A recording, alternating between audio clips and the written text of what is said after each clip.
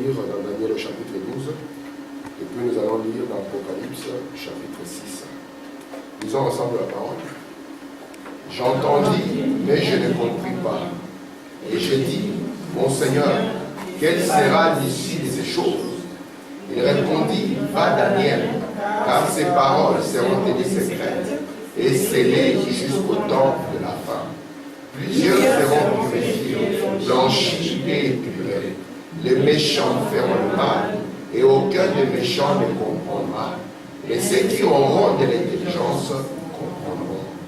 Lisons Apocalypse 6, verset 1er. Je regardais quand l'agneau ouvrit un de ses sceaux, et j'entendis l'un des 4 êtres vivants qui disait comme d'une voix de tonnerre, viens. Que Dieu ajoute des bénédictions à la lecture de sa parole. Bonne soir. Je vous salue tous au nom du Seigneur Jésus-Christ. Nous allons continuer encore aujourd'hui avec notre étude sur le livre d'Apocalypse en rapport avec la vie du Seigneur. Je vais essayer un peu de résumer ce que j'ai dit la fois passée pour que le frère Max et la famille, et ceux qui n'étaient pas là, puissent essayer de se retrouver. Donc, nous avons dit que le livre d'Apocalypse est composé de 3 parties. Et que cela pour nous est important à savoir afin que nous ne puissions pas mélanger les parties les unes des autres. Remarquez, nous sommes arrivés au chapitre 6 du livre d'Apocalypse. Et je vais revenir un peu en douceur sur le chapitre 1er, le chapitre 2, le chapitre 3, 4 et 5 pour que nous puissions aborder l'ouverture des sceaux dans le chapitre 6. Nous avons dit ceci, que le chapitre 1er du livre nous parlait de la révélation du Seigneur Jésus-Christ.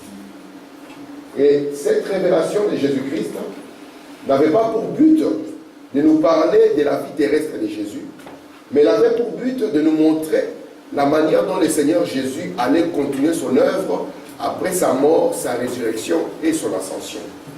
C'est là où je vous ai dit que nous devons faire attention lorsque nous parlons du Seigneur Jésus dans le Nouveau Testament. Parce que le prophète de Dieu nous dit dans la brochure « Le choix d'une épouse », il nous montre que le Seigneur Jésus, quand il est venu au jour de sa chair, il était venu afin d'accomplir les promesses de Dieu qui étaient contenues dans l'Ancien Testament. De sorte maintenant que, lorsqu'il finit l'Ancien Testament, il n'a pas fini tout ce qui devait être fait. Par les sacrifices de son sang, une nouvelle alliance a été ouverte. Et par ce même sang, il pouvait maintenant sanctifier une église dans laquelle lui devait travailler. Et cette révélation de Jésus-Christ, Madame nous dit, elle va nous montrer l'aspect et la forme que Jésus-Christ va prendre au cours des âges de l'église. Et nous voyons que cette révélation qui nous est donnée ici, elle nous sera donnée en 7 points. Et nous aurons les 7 gloires de la personne de Jésus. Et dans le chapitre 2, nous avons dit que ça sera les 4 premiers âges de l'Église, dans lesquels Jésus va montrer une partie de sa gloire. Dans le chapitre 3, nous aurons les 3 dernières parties de l'Église, et Jésus, dans les 7 églises, va manifester les 7 gloires de sa personne. C'est pour ça que Branham nous dit que du chapitre 1er au chapitre 3, cela concerne uniquement l'Église. Est-ce que ça va? Amen. De sorte que, au chapitre 1er, au chapitre 4 plutôt, le verset 1er, il y a l'enlèvement de l'Église. Parce qu'ici, Dieu a fini avec l'Église, c'est la rédemption par le sang. Et ici, après cela, après ces choses, après les âges de l'Église, Jean va monter. Et lorsque Jean monte, nous avons vu qu'il va voir le trône. Ici, ce n'est plus le trône de grâce, parce que le trône de grâce se trouve ici. Ici, ça sera maintenant le trône du jugement. Parce que la Bible nous dit qu'il y avait des éclairs et des tonnerres, ainsi de suite. Et lorsque Jean va voir le trône du jugement, il ne verra pas que le trône. Il verra même comment le trône est gardé. Parce que Frobanam nous dit que les 144 000 sont les gardiens du temple et les 4 êtres vivants sont les gardiens du trône. Amen. Est-ce que ça va jusque-là? Et nous comprenons que quand Jean est monté, Branham nous a montré le but pour lequel il est monté. On n'a pas dit que Jean est monté pour aller manger des frites. Mais Branham nous a dit pourquoi il est monté. Il est monté pour voir les choses qui ont été, les choses qui sont et les choses qui seront. Amen. Mais la foi, madame, nous montre que le chapitre 1er du livre d'Apocalypse est une préparation pour ce qui va arriver ici. Et je vous ai dit que la mathématique de Dieu est parfaite. Parce que les actes de l'Église, lorsque ça va commencer ici, ça va commencer avec un grand feu. Et au 4e âge de l'Église, l'Église va mourir. C'est la mort. De manière qu'au chapitre 3, c'est l'âge de la restauration. Nous avons les 3 âges. La Bible a été placée parfaitement. Lorsque nous arrivons au 4e âge de l'Église, c'est l'âge catholique, c'est l'âge des ténèbres, c'est l'âge de la mort. Et ici, à partir de l'âge des sardes, l'Église commence à revivre de nouveau. Amen. Et au chapitre 4, l'Église part. Et c'est pour ça que la Bible précise, il dit « Je fus ravi en esprit ». On n'a pas dit « Je fus ravi dans la chair », ils ont dit « Je fus ravi en esprit ». Et Branham dit « Lorsque vous voulez comprendre », parce que la voix que j'ai entendue, qui était ici, maintenant c'est une voix qui est dans le ciel. Branham dit « Lorsque vous voulez identifier cette voix, allez lire dans votre Bible, dans 1 Thessaloniciens au chapitre 4. C'est pour ça que nous voyons qu'il y a une porte dans le ciel. Et il faut vraiment nous dire, la porte dans le ciel, la porte a toujours été le Seigneur Jésus-Christ. Amen. Maintenant, lorsque nous arrivons au chapitre 5, il faut vraiment dire, faites attention avec ces chapitres. Ici, les choses ne se déroulent pas verset après verset. Mais ici, c'est une préparation. De la même manière que le chapitre 1er, préparé à nous montrer les gloires qui vont se manifester dans les 7 ans de l'Église, ce chapitre ici nous prépare à ce qui va arriver dans le chapitre 6. Et ici, c'est quoi? Branham appelle le chapitre 5 la brèche entre les âges de l'Église et les sons que nous allons avoir à partir du chapitre 6. Et ici, dans le chapitre 5, c'est quoi? C'est l'appel aux parents rédempteurs. Et cet appel dit, qui est digne? Et lorsqu'on a posé la question, qui était digne? Frère Branham nous a dit, personne dans le ciel, personne sur la terre, personne sous la terre. Amen. Et Jean a commencé à pleurer. Nous avons vu que Jean n'a pas pleuré parce que lui n'était pas digne. Hein, mamie? Comme nos bishops aujourd'hui peuvent pleurer si on ne leur donne pas la chair. Mais lui, Jean a pleuré parce qu'il savait que si le livre n'est pas pris, alors ça n'est fini pour nous. Et Jean a pleuré. Lorsque Jean a pleuré, un des anciens lui a dit, Jean, ne pleure pas. Voici l'agneau, le lion de la tribu de Judas. Et nous voyons que quand Jean s'est retourné pour voir le lion, il a vu l'agneau. Et il faut pas dire pourquoi il a vu l'agneau. Parce que Dieu se cache et se révèle dans la simplicité. Et Branham dit, on l'a présenté comme un agneau, le parent rédempteur. William Branham dit, un agneau, pourquoi? Il dit, ce n'était pas un animal, non. Il dit, on l'a présenté un agneau à cause du fait qu'il était humble et doux. Alors, lorsqu'il est humble et doux, on l'appelle un agneau. Mais lorsque Jean l'a regardé, ce n'était pas l'agneau comme les gens pensent. Amen. Nous avons vu que c'était un agneau qui avait 7 cornes. Nous avons eu le temps de lire Frère Branham là-dessus, suffisamment. Il avait 7 yeux qui sont les 7 esprits de Dieu. Amen. Et nous avons vu Frère Branham nous définir les 7 cornes et les 7 yeux. Branham nous a dit que les 7 cornes, la corne représente une puissance pour un animal, ça représente sa défense. Et il dit que les cornes ici, c'est un groupe de gens envoyés sur la terre afin de défendre les droits de l'agneau. Parce que cet agneau ici, c'est un agneau du 14e jour, qui sont les 7 âges d'Israël et les 7 âges de l'Église, dit Frère Branham. Et nous avons vu que les 7 yeux étaient les 7 messagers. Et Branham dit, l'agneau dont il est question ici, c'est Christ et son épouse. Amen. Parce que maintenant, le travail de Christ dans le Nouveau Testament se fera au travers de son épouse. Amen. C'est pour ça que Branham nous a dit, gardons nos yeux sur la vraie Église. Maintenant, Branham va nous dire que, une fois que l'agneau va s'avancer, il doit prendre un livre. Et nous voulions aussi identifier ce qu'étaient ces livres. Alors, Branham a plusieurs définitions du livre, mais j'ai voulu prendre une définition du livre. Et nous avons vu qu'une des définitions des livres, ces livres-là, c'est quoi? C'est la Bible. Est-ce que vous voyez ça? Est-ce que vous voyez ça? Amen. On n'a pas mangé ce matin? Ces livres, c'est la Bible. Et la Bible, c'est un livre qui a été scellé au cours des âges de l'Église. De sorte qu'il y avait beaucoup de choses qui pouvaient être visibles, comme Madame explique l'histoire de Jérémie, frère Samuel, dans Apocalypse chapitre 5, deuxième partie. Il y avait des choses qui étaient visibles, il y avait d'autres choses qui étaient cachées. Et Madame dit, pour que les livres soient conservés, au temps de Jérémie, on devait les mettre dans un vase de terre. Et aujourd'hui, Dieu a fait la même chose. Amen. Remarquez maintenant, ces livres étaient scellés, mais ces livres devaient être ouverts. Jean pleurait afin que la Bible soit un livre ouvert. Amen.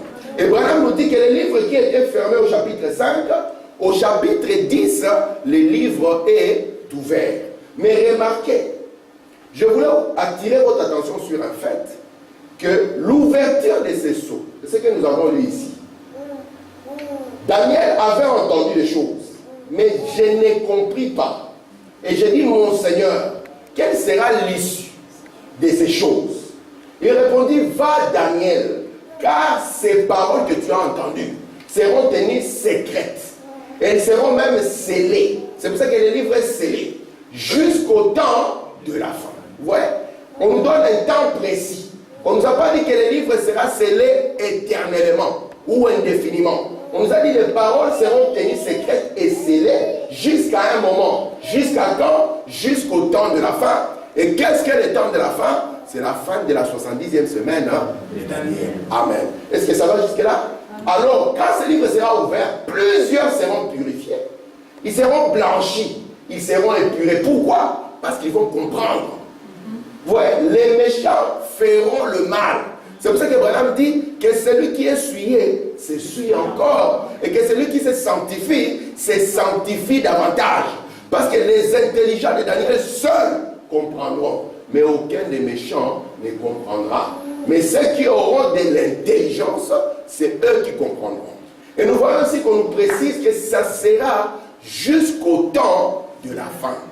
Et comme Dieu est précis, nous avons vu que Dieu ne peut pas révéler la parole sans qu'il y ait un prophète. Amen. Et c'est pour ça qu'il nous dit maintenant, dans cette précision, au jour de la voix du 7e ange. Lorsque le 7e ange viendra, il prendra ces mystères cachés et les mènera à terme. Est-ce que ça va jusque-là? Amen. Maintenant, nous voyons le livre qui est scellé de 7 sceaux. Qu'est-ce qu'un sceau? Comme Madame l'a défini. Nous allons lire ça dans le prophète. J'aimerais quand on parle des sceaux, que cela ne soit pas une chose qui soit compliquée pour un chacun d'entre nous. Madame dit dans la brèche, au paragraphe 70, un sceau signifie, en fait, il a pris 3 définitions pour le sceau. Ici, c'est l'une des définitions. Dans la brèche, il en a pris 3. Il a dit, un sceau signifie, maintenant, ce sont des termes que j'ai tirés du dictionnaire. Un sceau signifie une œuvre terminée. Madame dit, ça signifie aussi une propriété, ça signifie aussi une sécurité. Il dit, et quand le 7e sceau est brisé, le mystère de Dieu qui est scellé dans ce sceau mystérieux est mené à terme, jusqu'au jour où ce sceau sera brisé. Et alors là, ce qu'il y a à l'intérieur est révélé. Donc les sceaux, ça signifie une œuvre terminée. Or, je vous ai dit, le livre d'Apocalypse signifie, Apocalypse en lui-même signifie révélation. La manière de faire de Dieu, c'est qu'il a quelque chose dans sa pensée. Il va mettre cela par écrit sous forme de symbole et il va cacher la chose. Jusqu'à ce que la chose puisse prendre place. Une fois que la chose est terminée, alors Dieu vient et vous dit, voici ce que j'ai fait. C'est ça le sceau. Le sceau tient un mystère et le sceau c'est une œuvre qui est terminée. Est-ce que ça va jusque-là? Okay. Continuons à lire. J'ai de très bonnes citations ici. Je suis dans Apocalypse 5, la deuxième partie, il dit ceci au paragraphe 136.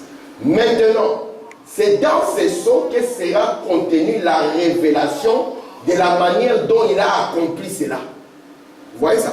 C'est dans les sceaux que sera caché, sera contenu la révélation de la manière dont il a accompli cela. Amen. Maintenant, nous remarquons, c'est comme quand le livre de son œuvre de médiation fut terminé. L'œuvre fut achevée. Maintenant, dans les 3 premiers chapitres, concernant l'Église, elle fut achevée. Mais maintenant, la rédemption doit être révélée. Vous voyez ça?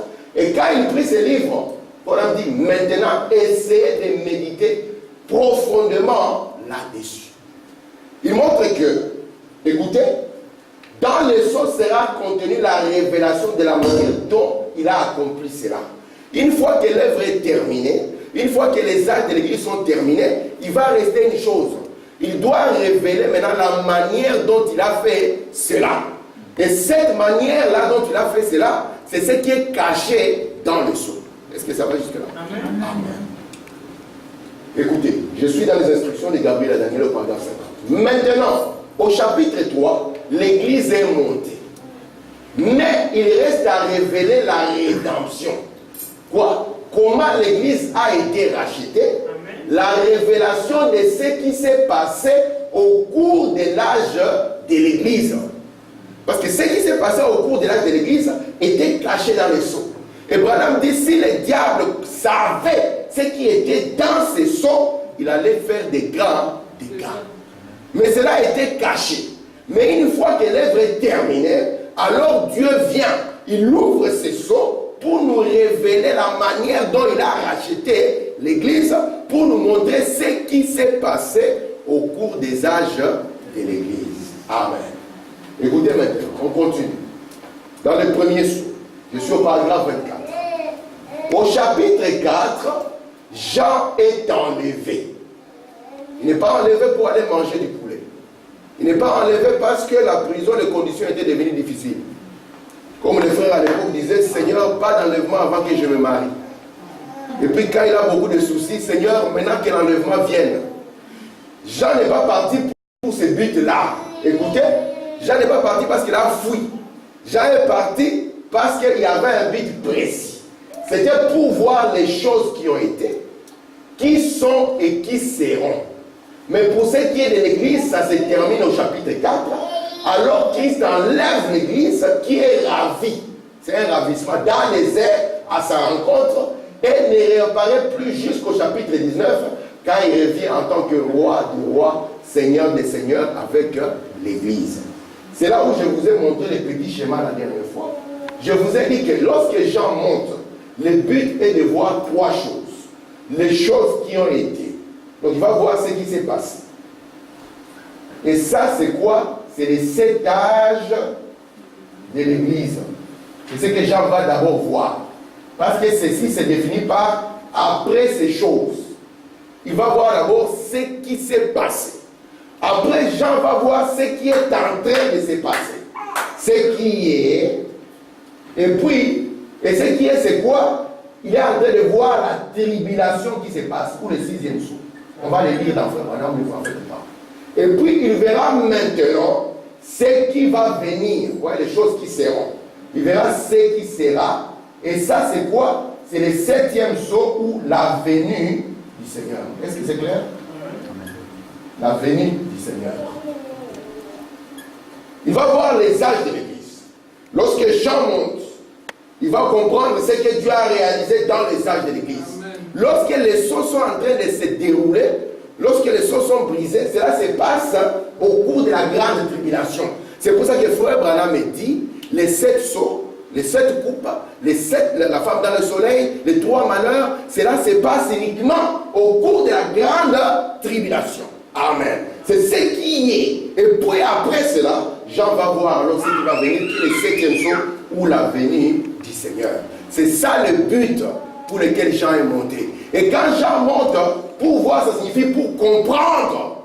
Et lorsqu'il comprend ceci, alors il ne peut plus être un méchant. Il sera un intelligent. Il sera parmi ceux-là qui se sanctifient davantage. Est-ce que ça va jusque-là?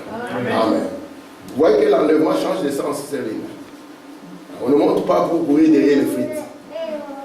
Les frites c'est au quick, les frites c'est à la maison, mais les meilleures frites sont à la maison. Amen.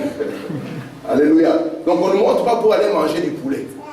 Frère Branham nous a dit que nous montons pour recevoir un menu à cette plat. Amen. Et ces menus à cette plat sont les 7 sceaux. C'est pour ça que si nous n'avons pas les 7 sceaux, nous allons lire les histoires d'une manière erronée. Nous allons présumer, nous ne pourrons pas entrer dans l'intelligence ni le plan de Dieu. Amen. Est-ce que ça va jusque-là? Donc nous avons vu que le sceau, c'est une œuvre achevée. Je vais savoir. On continue. Je prends ici dans la fin des trompettes. Je suis au paragraphe 34. Vous voyez que Jean monte pour ces 3 buts. Regardez ce qu'il faut madame dire ici. C'est très capital, parce que ça va me conduire dans ce que je voulais enseigner depuis que j'ai commencé ce livre. Je suis au paragraphe 34, madame dit ici. Donc, les mystères cachés de Christ ont été révélés entièrement dans les 7 jours. Cela a d'abord révélé les 7 âges de l'Église. C'est pour ça que lorsque le sceau s'ouvre, ça révèle d'abord les âges de l'Église.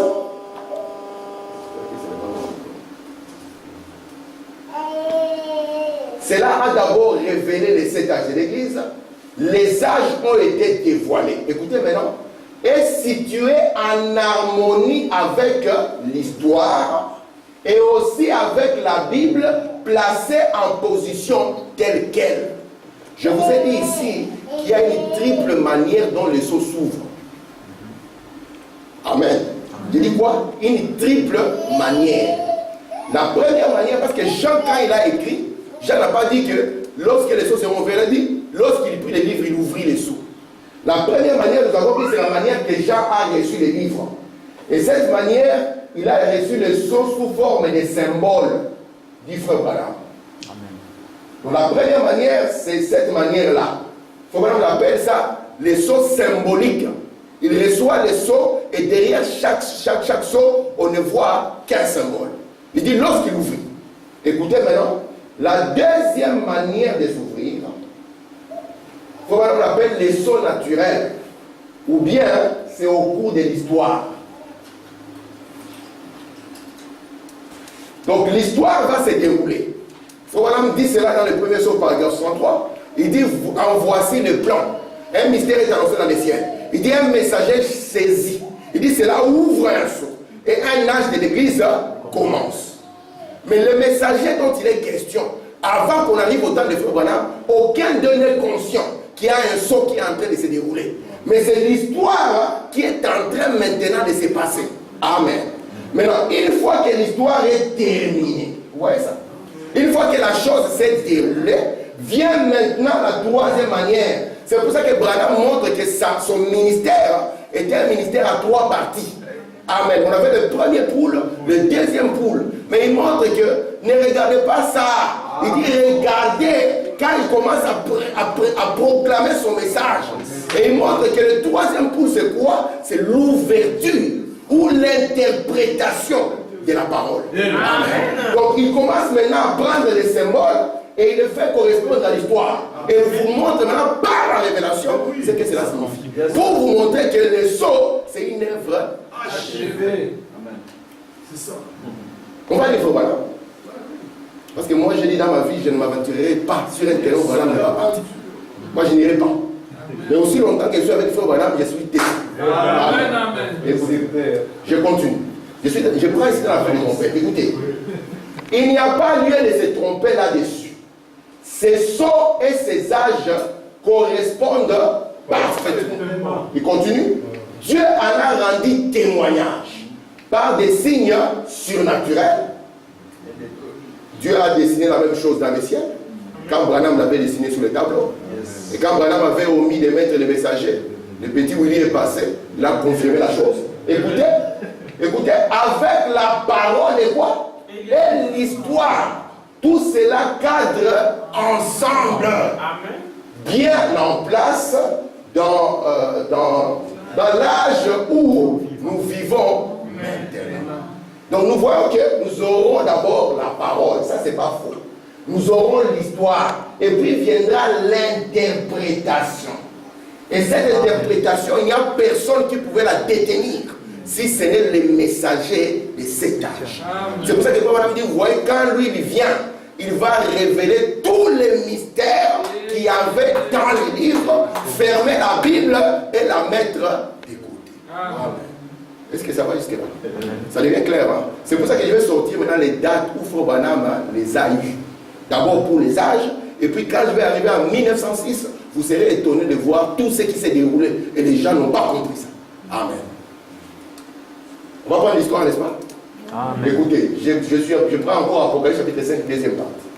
Je vais commencer ici au milieu. Ou bien lisons quand même le tout. Je suis au paragraphe 126. Quand le premier sceau fut ouvert, la première trompette sonna, et la première plaie tomba, nous le verrons. Quand le sixième sceau fut ouvert, la sixième trompette sonna, le sixième plaie tomba. Observez maintenant. C'est la chose la plus belle que vous ayez jamais vue. Et quand j'y arriverai, je me procurerai un grand, non pas un grand, non, un très grand tableau noir. Je l'apporterai ici et je l'utiliserai pour enseigner cela. Nous prendrons ainsi tout le temps nécessaire pour chaque saut, revenant en arrière dans l'histoire et le reste pour vous prouver quand c'est arrivé. Et vous montrer juste ici dans la Bible l'endroit où elle dit que cela devrait arriver. Le moment exact où c'est arrivé, là et tout le reste, je l'ai reçu. Je l'ai reçu de lui. C'est vrai. Voilà les sous. Amen. Donc il faut maintenant avoir le désir d'amener un grand, pas un petit, un grand tableau. Pour qu'il puisse prendre l'histoire. Il prend la parole, il vous montre ses symboles. Regardez ça dans l'histoire. Vous montrez exactement quand est-ce que la chose s'est passée. Ça va jusque-là? Vous voyez que l'histoire est incontrôlable. Lorsque nous disons, les 7 âges de l'église, où est-ce que tu as tiré ça? Ce n'est pas dans la Bible. Qui t'a dit que ce n'est pas dans la Bible? Qu'est-ce que tu appelles la Bible? Amen. On continue. Je prends question et réponse sur le sous. Je suis au paragraphe 105. Écoutez ce voilà. D'abord, nous avons examiné les âges. Et nous avons examiné l'histoire. Nous avons situé les conciles de Nicée, les conciles prénicéens et tout ce que nous avons pu trouver dans l'histoire. Nous avons vu que l'interprétation précise de la parole concordait parfaitement avec l'histoire. Et nous en sommes finalement arrivés à cette époque ici, celle de la Odyssée. Vous n'avez pas besoin de l'histoire pour cela. On dit, maintenant, l'histoire est en train de se faire. Voyez-vous, voilà. Lorsqu'on arrive au temps de Branham, on n'a plus besoin de courir dans les livres. Parce qu'au temps de Branham, quand il était là, c'est là où l'histoire était en train de se dérouler. Donc on pouvait prendre l'histoire de Paul jusqu'à Wesley. Mais quand on arrive au temps de Branham, c'est là où l'histoire se passe. Et quand Branham finit tout, l'histoire est terminée. Est-ce que c'est clair? C'est-à-dire dans le christianisme, change maintenant de marque. On ne cherche plus un Jésus comme ça dans le flou et le pouvoir. Ici, c'est la précision de la parole de Dieu. Amen. Parce que nous avons les sous. Amen. Merci mon Dieu. Je peux avancer? Merci Seigneur. Continuons. Je prends les premiers sauts. Il y a quelque chose que je vais sortir ici. Alors, quand l'agneau a pris les livres et qu'il a brisé ses premiers sauts, mamie, écoute bien ceci. De son trône éternel, Dieu de son trône éternel a parlé pour dire ce que c'était.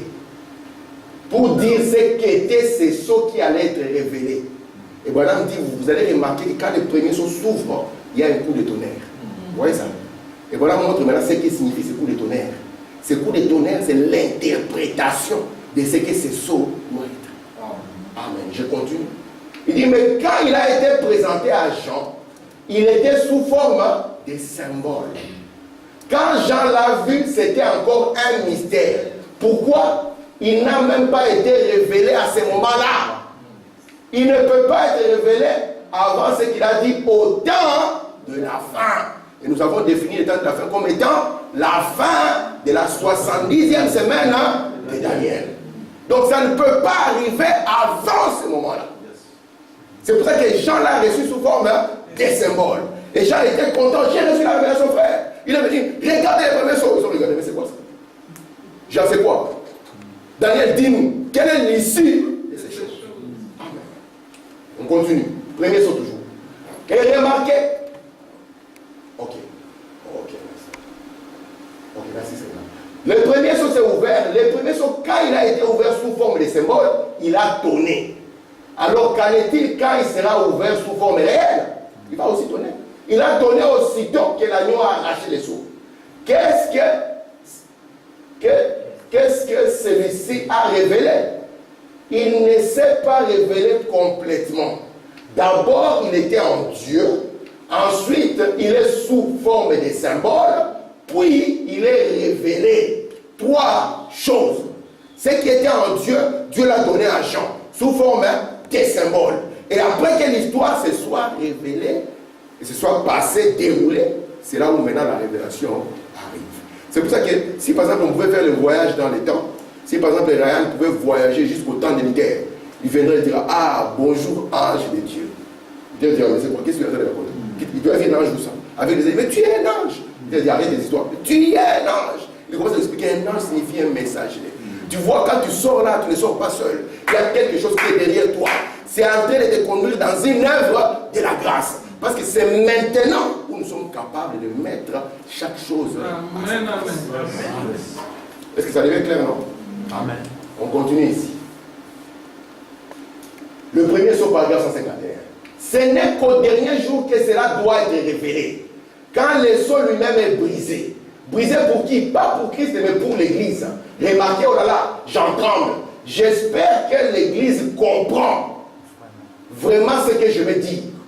Je vais vous appeler l'épouse. Vous pouvez les... non, vous voyez que vous les comprendrez. Je vais le dire ici. Avec mon tableau ici. Ok. Je vais vous appeler l'épouse. Vous voyez que vous le comprendrez. Donc c'est l'épouse qui va le comprendre.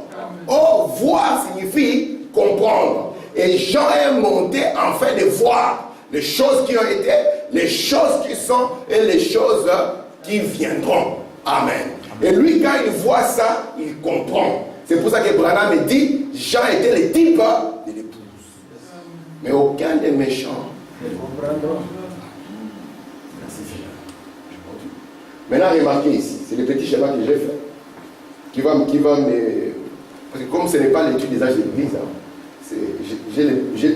mon objectif c'est de voir à l'intervalle, je l'ai dit au début, qu'il y a entre le 6e et le 7e saut, la 6e trompette et la 7e trompette, la 6e coupe et la 7e coupe. C'est ça mon objectif de tout ceci.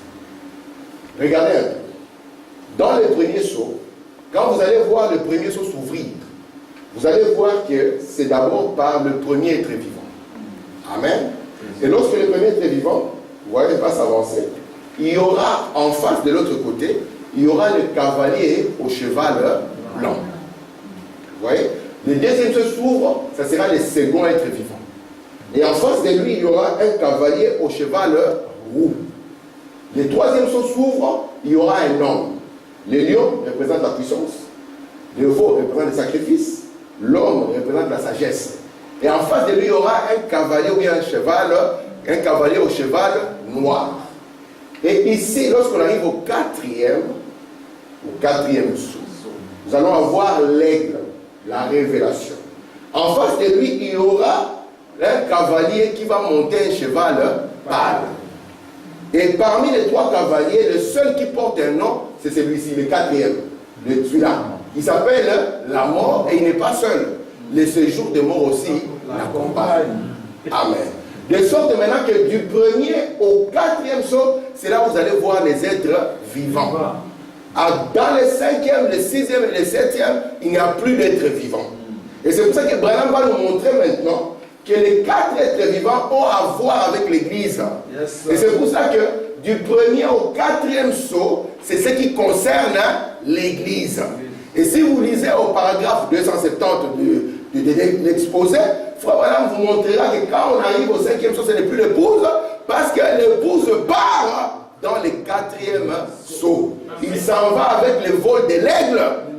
Il monte par les ailes de l'aigle, selon Exode 19, le verset 4. Je vous ai fait venir à moi sur les ailes d'un aigle. Amen.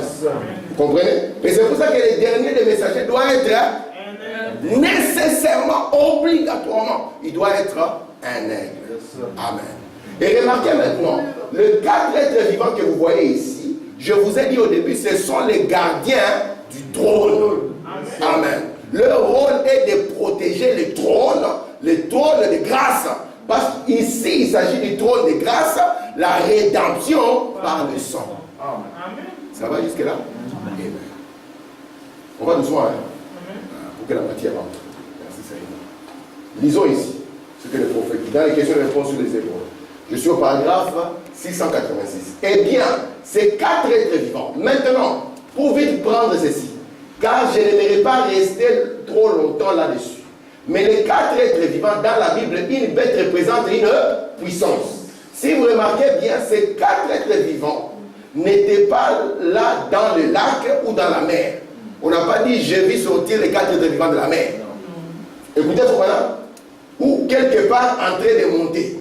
Ils étaient au trône de Dieu, ils adoraient Dieu. Ces 4 êtres vivants signifient les 4 puissances qui sont sorties de la terre.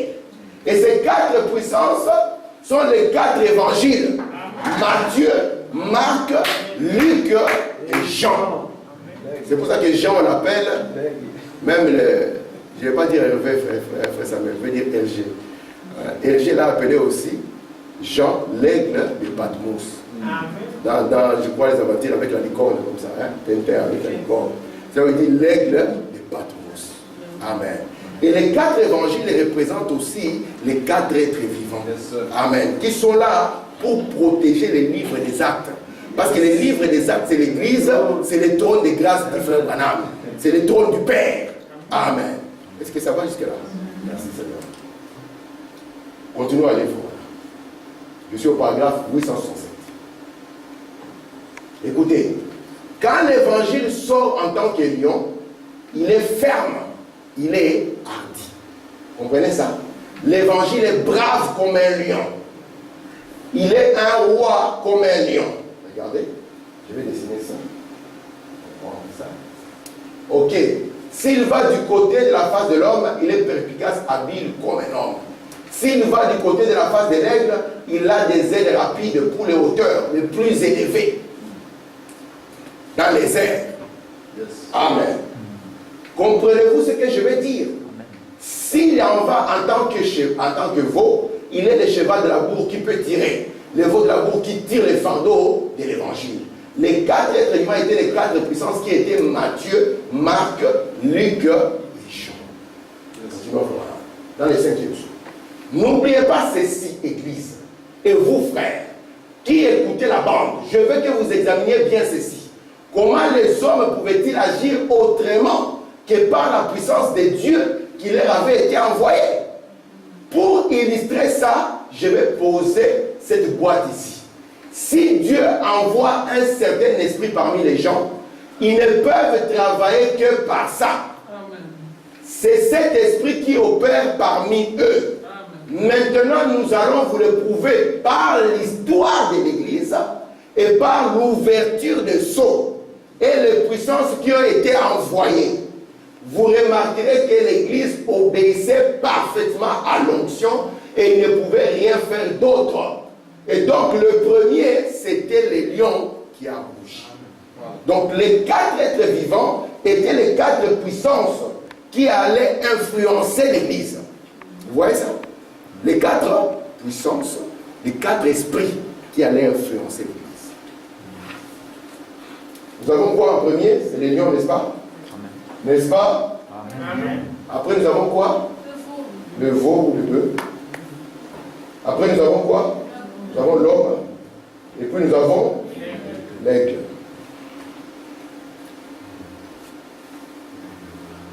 De l'apôtre au prophète. Amen. Amen. De l'âge apostolique à l'âge prophétique. Amen. Vous êtes là? Amen. Parce que les lions, vous savez bien que c'est l'apôtre. Le bœuf, c'est le pasteur. Le docteur, c'est l'homme. Tandis que l'aigle, il a les deux côtés. Il a le côté évangélique. Yes. Parce qu'on appelle l'évangéliste l'aigle qui porte. Et là aussi le côté prophétique. Et Branham, lors du premier et le deuxième cours, c'était l'évangélisation. Branham dit, je voulais que vous puissiez comprendre qu'il y a quelque chose de plus grand qui vient après. Parce que dans l'évangélisation, on montre que tout est possible. Répands-toi, frère, tu seras sauvé. Le salut n'existe pas dans les temps. Aucune église ne détient les saluts. Aucun pasteur ne détient les saluts. Le salut, c'est une histoire qui s'est jouée avant même que le temps n'arrive.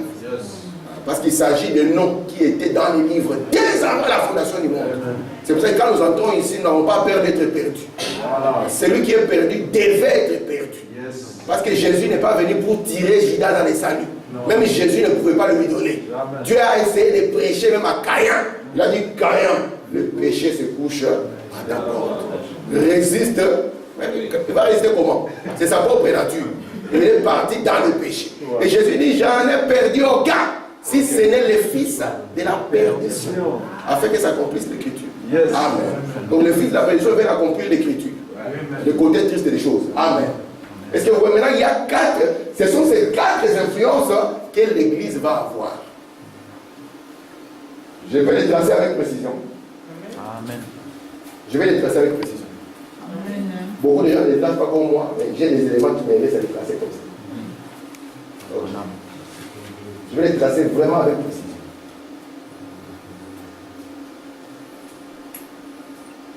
Parfois, il y a des gens qui les tracent un peu différemment, je peux supporter.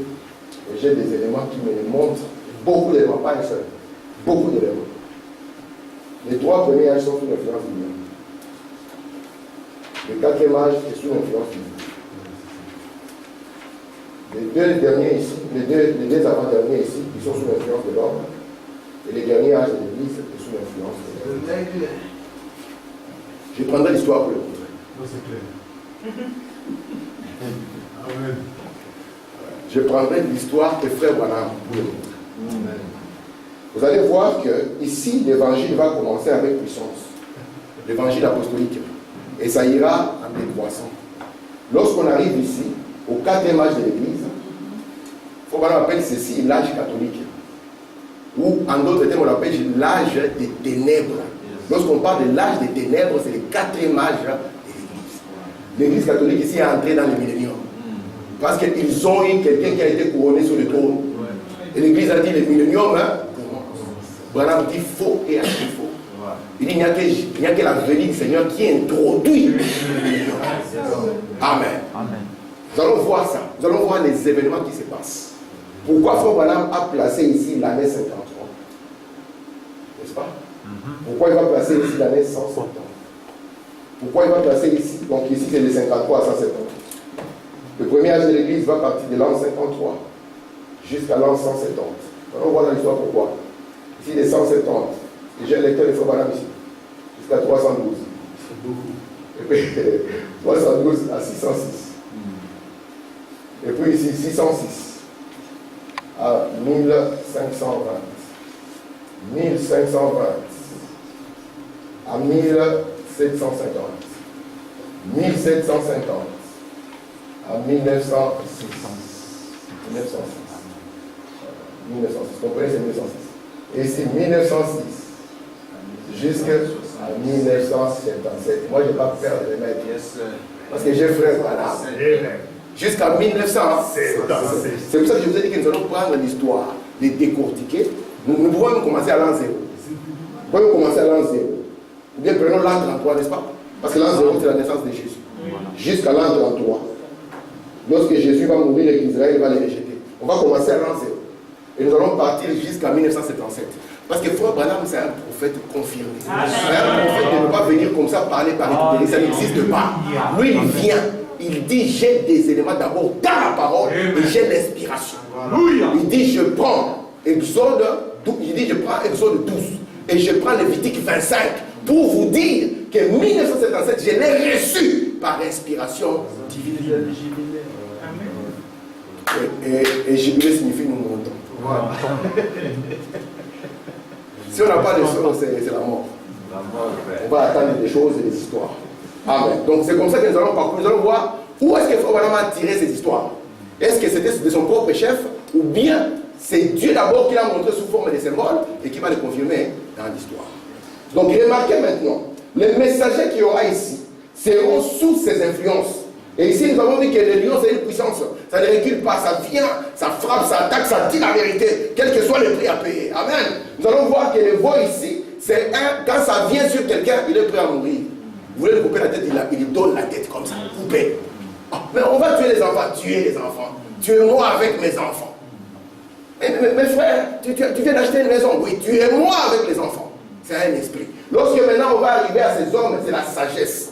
Il va prendre la Bible, il va regarder l'église. Il prend la Bible, il regarde l'église et il déclare soit la Bible est vraie, soit l'église est vraie. Mais les deux ne peuvent pas être vrais. Soit l'un est faux et l'autre est vrai. Alors il va s'avancer. Il va prendre des écritures, il va les mettre sur la porte de l'église. Amen. Vous savez, c'est les juges qui se tiennent à la porte. Il va les mettre là sur la porte. Il va dire, c'est lui qui a les différences avec la parole qui lui viennent jusqu'aujourd'hui. Ça n'a jamais été réglé. Amen. Jusqu'à ce qu'on arrive maintenant à l'aigle. Quand on arrive à l'aigle, maintenant, lui, il va nous raconter l'histoire. Voilà. C'est pour cela qu'il est grand. C'est l'une clôture. Il met les points. C'est pour ça que quand on va l'identifier, la manière dont Dieu se dévoile au travers de cet âge, il va dire, je suis la même. Il faut dire le Dieu de la mer. C'est lui qui doit être béni, il sera par le Dieu de la mer. Pas seulement le Dieu de la mer, mais la mer de Dieu. Merci Seigneur. N'est-ce pas que c'est beau le message? Merci mon Dieu. Merci Seigneur. Alors, on va essayer, nous allons nous diriger lentement vers la fin, mais nous nous préparons à ce qui va arriver ici. Écoutez, bon, le premier âge de l'Église a commencé aux environs de 53. Sœur Linda, tu as le droit de me poser la question, mais frère Tim, l'Église n'a pas commencé à la Pentecôte. N'est-ce pas que c'est une question noble, non? Et la Pentecôte, c'est en quelle année? C'est en quelle année? 53, Pentecôte. Ah, mais mais Jésus est mort. Jésus n'a même pas fait un an. La Pentecôte est descendue. Oh, vous ne savez pas ça? C'est 4 jours, non? C'est en 33. C'est là où la Pentecôte est descendue. Mais quand la Pentecôte est descendue, la première église là-bas, elle était entièrement juive. Comprenez? Ce n'était pas encore une église de nation. Elle était entièrement juive. Amen. Et vous allez remarquer qu'elle était aussi sous la conduite d'un homme qu'on appelait Pierre. Mais Pierre n'était pas le messager pour les gentils. Mais si vous prenez Ésaïe 42 et Ésaïe 49, Dieu parle de son serviteur. Il identifie Jésus. Il parle de Jésus comme étant la lumière des nations, qui doit amener le salut à l'extrémité de la terre. Mais lorsque Paul va apparaître, au lieu qu'on prenne sur l'écriture, on l'applique sur Jésus, c'est on va prendre l'écriture, on va l'appliquer sur Paul. Il dit, Paul, tu es la lumière des nations, qui doit amener le salut jusqu'à l'extrémité. Amen. Et nous savons que les extrémités de la terre, c'est quoi? Lorsque le soleil s'élève, il s'élève à l'est et se couche à l'ouest, on a atteint les extrémités de la terre. Amen. Vous êtes avec moi? Donc maintenant, lorsque ça va commencer, l'église sera entièrement juive. Et c'est par Paul maintenant qu'on va commencer à toucher les non-juifs. Parce que Paul va essayer de prêcher aux juifs. Les juifs vont résister. Il va leur dire calmement, à cause de votre attitude ici, là, maintenant Dieu, il vous jette, il vous rejette. Pour faire quoi? Pour se tourner vers les païens. Parce que Branham montre qu'un âge de l'église ne finit pas brusquement et ne commence pas brusquement. Ça va toujours en train de s'effondre dans un autre. Vous savez, quand Jésus a été rejeté à la croix, ça n'était fini pour Israël. Mais la destruction d'Israël viendra 40 ans plus tard. Vous êtes avec moi? Donc maintenant, là en 53, écoutez maintenant, le premier âge de l'église a commencé aux environs de l'an 53 après Jésus-Christ, lorsque Paul a établi l'église d'Éphèse. Donc l'âge d'Éphèse commence quand l'église locale commence à Éphèse. Parce que c'est la première église établie par Paul qui est une église des gentils. D'ailleurs, c'est la seule église dans l'histoire où Paul a été pasteur. Amen. Il dit, après, donc lorsque Paul a établi l'église à Éphèse, lors de son voyage missionnaire, il établit l'église à Éphèse, l'église d'Éphèse, il a enfui les pasteurs jusqu'à ce qu'ils soient décapités en 66. On l'a décapité. Vous êtes avec moi? Amen. Ce qui est bien, c'est que les sceaux ne nous révèlent pas seulement Christ. Ils nous montrent aussi la Christ. Vous avez vu, non? Dans ses manigances.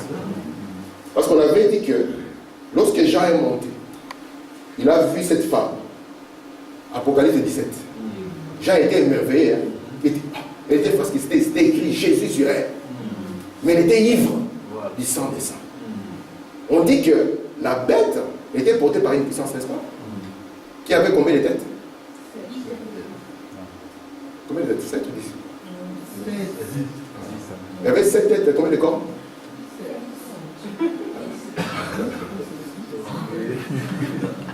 Elle avait 7 têtes, n'est-ce pas? Et la Bible va nous dire que les 7 têtes-là sont 7 montagnes, n'est-ce pas? Sur laquelle elle est assise. Pas seulement 7 montagnes, mamie. Nous dirons aussi qu'elles sont 7 rois. Je vais prendre l'histoire avec vous et vous le montrer parfois, madame. Les 7 rois, un à un, jusqu'à ce qu'on arrive à Néron le 6e. Amen. Parce que Forum dit Néron, c'est le 6e. Et il dit que le 7e qui viendra, il ne restera pas longtemps. Madame dit qu'il fera 6 mois. Mais il montre que la bête, c'est le 8e. Et elle est du nombre de 7. Nous allons voir parfois, madame, ce que ça signifie. Amen. Parce qu'il ne sera pas décapité par quelqu'un d'autre. Il sera décapité par ceux-là qui ont tué Jésus. Amen. Yes. Céline, Paul a été décapité par ceux-là qui ont tué Jésus. C'est toujours la mort de Jésus qui continue. Amen. Et c'est qui? C'est Rome. C'est pour ça que même si sa vie en blanc, il marche comme ça, nous les connaissons. Nous les connaissons que par l'histoire et par la révélation. Il va changer comme va faire. Par quelle magie? Lisons ici, alors que j'ai fini. Je suis à la fin. Et la dernière citation. Puis, après l'âge de l'Église, qui dira 53 à 170, commença l'âge, après l'âge de l'Église d'Éphèse, commença alors l'âge de l'Église d'Espérance, qui dira de 170 à 312. Puis vint l'âge de l'Église de Pergame. L'âge de l'Église de Pergame commença à 312 et dura jusqu'à 606 après Jésus-Christ. Puis vient l'âge de l'Église de Thyatire. L'âge de l'Église de Thyatire commence à 606 et dira jusqu'à 1520. Comment on l'appelle? Regardez là, il appelle comment? C'est l'âge des... Je vais que nous puissions les dire. C'est l'âge des...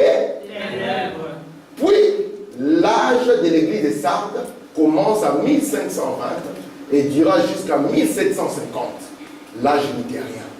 Puis, en 1750 commence l'âge suivant, l'âge de Philadelphie, l'âge de Wesley, lequel a commencé en 1750 et a duré jusqu'à 1906. Écoutez, et en 1906 commence l'âge de l'église de la Odyssée. Je ne sais pas quand il se terminera, mais je prédis qu'il se terminera autour de 1900. Que le Seigneur bénisse. Amen.